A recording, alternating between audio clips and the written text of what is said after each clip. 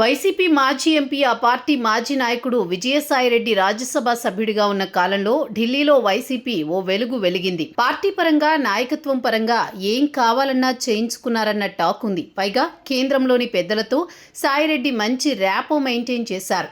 ఇది పార్టీకి ఎంతో మేలు చేసింది అన్న వాదన ఉంది. జగన్ ఢిల్లీకి వెళ్లినా, ప్రధానిని కలిసినా అవన్నీ సాయిరెడ్డే చూసుకునేవారు.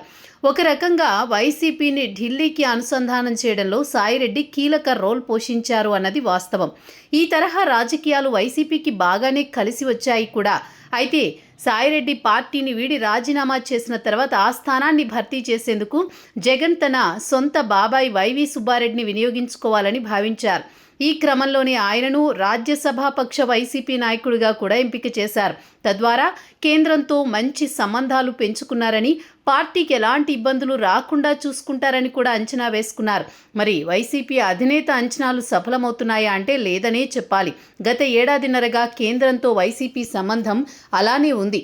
అంతకు మించి ఒక్క అంగుళం కూడా ముందుకు సాగలేదు. పైగా ప్రధాని అపాయింట్మెంటును కూడా వైవి సాధించలేకపోయారు. రాష్ట్రంలో జరుగుతోన్న పరిణామాలను వివరించేందుకు ఆయన గత వారం ప్రధానిని కలుసుకోవాలని భావించారు. కానీ అపాయింట్మెంట్ దక్కలేదు. గతంలో సాయిరెడ్డి ఎప్పుడు అడిగినా మోదీ అపాయింట్మెంటు చిటికెలో దక్కేది. ఇక సాయిరెడ్డికి వైవి మరో భారీ వ్యత్యాసం ఇతర పార్టీలను సమన్వయం చేసుకోవడం. కాంగ్రెసేతర ప్రతిపక్ష పార్టీలను ఐక్యంగా వైసీపీ వైపు తిప్పుకోవడంలో సాయిరెడ్డి ముందున్నారు.